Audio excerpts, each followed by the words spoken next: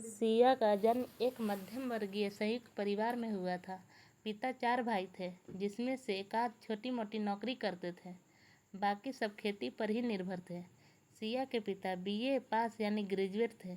क्योंकि यह कहानी 40 साल पहले शुरू होती है, इसलिए 40-50 साल पहले ग्रेजुएशन का बड़ा महत्व था।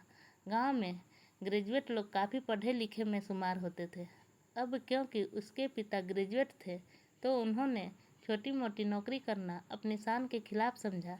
प्राइवेट नौकरी करना अपनी तौहीन, और बड़ा काम नहीं मिला नहीं तो सारी उम्र बेरोजगार बैठे रहे। 4 अक्षर पढ़े लिखे लोग खेती करना भी अपनी शान के खिलाफ समझते हैं, तो मेहनत मजदूरी किसानी से भी जीवन भर दूरी ही बना कर रखी।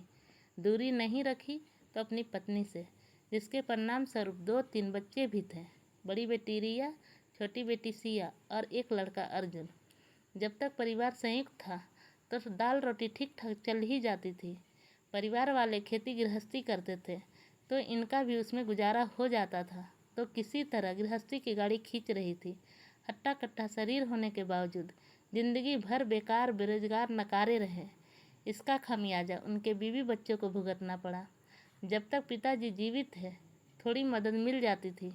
घर को चलाने के लिए थोड़े बहुत पैसे पिताजी कभी कभार भेज देते थे, जिससे बाल बच्चों का जीवन यापन हो जाता था। तीनों बच्चे किसी तरह 10वीं 11वीं कर चुके थे। बड़ी बेटी का उम्र लगभग 30 हो चली थी। गांव घर वाले उसकी माँ को ताने सुनाने लगे थे कि 30-32 की होने वाली है, शादी कब करोगी। अब बाप को ही नहीं पड़ी थी तो माँ बेचारी क्या करती। नाम मात्र की साक्षर 2 गज की घूंघट में चूल्हा चौका में ही अपना जीवन खपाने वाली उस साधारण माँ की औकात ही क्या थी। खैर, किसी तरह परिवारजनों के सहयोग से बड़ी बेटी की शादी ठीक ठाक घर में हो गई। तब तक छोटी बेटी सिया भी 28-29 साल की हो चुकी थी। क्योंकि घर में उससे सब छुटकी बुलाते थे, तो पता ही नहीं चला किसी को कि कब छुटकी जवान हो गई। बड़ी बेटी की शादी के 1-2 साल बाद तक तो हिम्मत ही नहीं हुई उसके माँ बाप को सिया की शादी करने की। क्योंकि बड़ी की ही शादी में 4-5 लाख का खर्चा आया था, जिसमें 1-2 लाख कर्ज हो गए थे। अब कर्जा चुकाने में और पुनः शादी के लिए 4-5 लाख जमा करने में कम से कम 5-6 साल और लगने थे। चलो कोई बात नहीं, जैसे इतना दिन इंतज़ार किया वैसे ही 2-4 साल और इंतज़ार कर लेगी छुटकी। परंतु अफसोस कि 5-6 साल बाद भी सिया के पापा को सिया की शादी का ख्याल नहीं आया। सिया अब उम्र के 36वें पड़ाव को टच करने वाली थी। उसके बेनूर उदास चेहरे की सिलवटें साफ साफ नजर आने लगी थी। उसकी आंखों में एक मायूसी नजर आती, घोर निराशा की परछाई नजर आती, जैसे आंखें साजन के सपने देखते देखते थक चली हो। ऐसा लगता जैसे सारी उमंगें, सारी बेताबियाँ, बेकरारियाँ सब खामोश हो गई हैं। उसका दुर्भाग्य ये नहीं था कि उसके पिता को उसके लायक कोई वर नहीं मिला। उसका दुर्भाग्य यह भी नहीं था कि उसके शारीरिक मानसिक छवि में कोई बाधा थी, बल्कि उसका दुर्भाग्य यह था कि उसके पिता ने कभी उसके लिए कोई वर ढूंढा ही नहीं। अपनी सुविधा, अपनी सामर्थ्य के अनुसार कोई भी लड़का जो ठीक ठाक कमाने की काबिलियत रखता हो, उन्होंने कभी देखा ही नहीं, कभी ढूंढा ही नहीं उसके लिए। सिया की आकांक्षा, उसकी ख्वाहिश, उसके सपने चांद छूने की नहीं थी, तारे तोड़ने की भी नहीं थी। वह तो सिर्फ एक परिवार चाहती थी जिसमें उसका पति हो, उसके बच्चे हों, उसके माथे पर सिंदूर लगाने की अनुमति हो, उसकी आंखों में भी काजल हो, उसके माथे पर बिंदिया हो, उसके हाथों में भी रंग बिरंगी चमकीली चूड़ियाँ हों, जैसे उसके उम्र की बाकी लड़कियों के हाथों में होती है। उसका मन ललचा उठता जब उसके आसपास पड़ोस के भाई बहनों की शादी होती, तो वह सोचती काश वो भी नई नई साड़ियाँ, गहने, कान में झुमके, पैरों में छनकती पायल पहनकर इठलाती फिरती। मगर उसके नसीब में तो है, उस विधाता ने इतनी खुशी भी ना लिखी। हाय, वह तो एक चुटकी सिंदूर के लिए उम्र भर तरसती रही। उसकी हम उम्र लड़कियां कब का शादी ब्याह करके अपने अपने ससुराल बस चुकी थी, अपने बाल बच्चों में मस्त थी। अब तो उसके सामने भतीजे भतीजियों का भी ब्याह हो चुका था, सबका घर बस चुका था। नहीं बस पाया था तो सिर्फ सिया का। नए उम्र की लड़कियां उसे दबे स्वर में चिढ़ाती, उसका मजाक बनाती, और वह अपने सारे गम, अपनी सारी उदासियों को सिमटे अपनी सूखे बेजान होठों पर मुस्कुराहट लाने की कोशिश करती। वह किसी को जताना नहीं चाहती थी कि वह कितना तन्हा, कितना उदास, भीतर तक टूटी हुई है।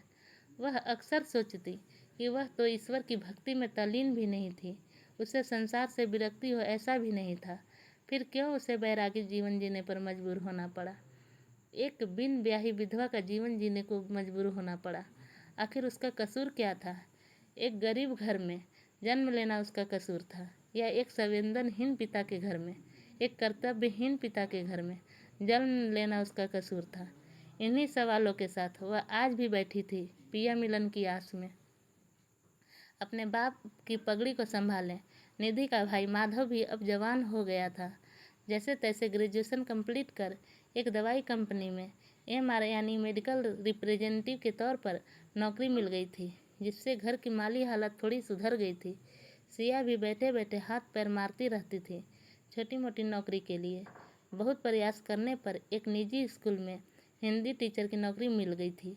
वेतन तो मुश्किल से 3-4 हजार ही था, पर सिया के लिए जैसे डूबते को तिनके का सहारा था। वह बहुत खुश थी यह नौकरी पाकर। सिया का जीवन थोड़ा सरल हो गया था। उसके जीवन का एक मकसद मिल गया था। उसे छोटे बच्चों को पढ़ाना बेहद अच्छा लग रहा था। जल्द ही वह स्कूल में बच्चों के बीच लोकप्रिय हो गई। 2-4 महीने पढ़ाते पढ़ाते उसकी टीचिंग स्किल बहुत बेहतर हो गई थी, जिसकी वजह से दूसरे शिक्षक भी उसकी भूरी भूरी प्रशंसा करते थे। सिया संतुष्ट थी फिलहाल अपने दैनिक चर्या से। हाँ, कभी कभी वह अपनी शादी को लेकर निराश हो जाती। अब तो वह उम्मीद भी छोड़ चुकी थी। साजन के सपने देखना उसे बंद कर दिया था।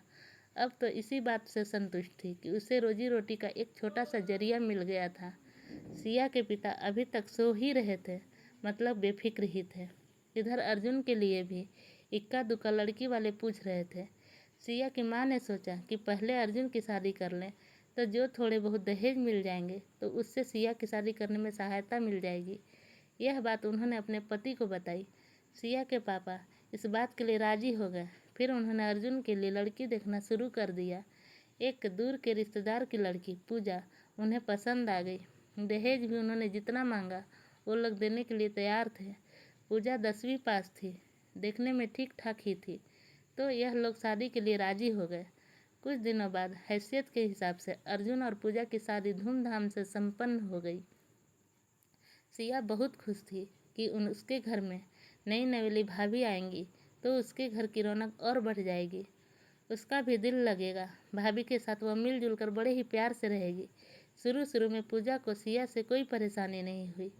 वह भी खुशी खुशी ही रह रही थी, परंतु धीरे धीरे पूजा को घर में सिया की उपस्थिति खलने लगी।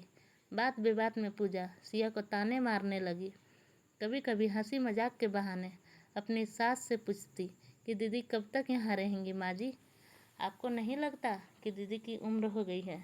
अब बाल बच्चे करने की कब तक बैठा कर रखिएगा? इन्हें भी तो ससुराल जाने का मन करता होगा ना? क्यों ना कोई अच्छा भला लड़का। नहीं नहीं, दीदी की उम्र का तो कोई बैठा नहीं होगा, तो जो हो उनके लायक उससे कर देते। गांव घर वाले क्या कहते होंगे कि अब तक बेटी को घर में बिठा कर रखा है। सिया और उसकी माँ मन ही मन तड़प कर रह जाती। बोले भी तो क्या, बेटे की कमाई से घर चलता था, तो बहू को नाराज भी तो नहीं कर सकती थी। सो मन महसूस कर रह जाती। सिया किसी तरह खुद को मनाकर भाभी की बातों को नज़रअंदाज कर स्कूल चली जाती। एक दिन ऐसा ही कुछ वाक़या हुआ। सिया भाभी की बातों से चोट खाकर स्कूल पहुंची और क्लास में पीरियड टाइम में अपने बच्चे को पढ़ाने के बजाय सोच में गुम थी। बच्चे क्लास में शोर मचा रहे थे। तभी उधर से गणित टीचर विवेक सर गुजर रहे थे। क्लास में इतना शोर देख अपने क्लास में जाने के बजाय सिया की कक्षा में आकर खड़े हो गए। क्या हुआ बच्चों, इतना क्यों शोर मचा रहे हो? देखा तो टीचर जी सो रही हैं। विवेक सर थे तो गणित टीचर पर उन्हें मन पढ़ाना आता था, तो वे कई दिनों से नोट कर रहे थे कि सिया मैडम के साथ कुछ तो प्रॉब्लम है। भले बताती ना हो, पर दिखता है कि किसी परेशानी में है। पर फिर कभी इस समय इनसे इस विषय पर बात करना सही नहीं होगा।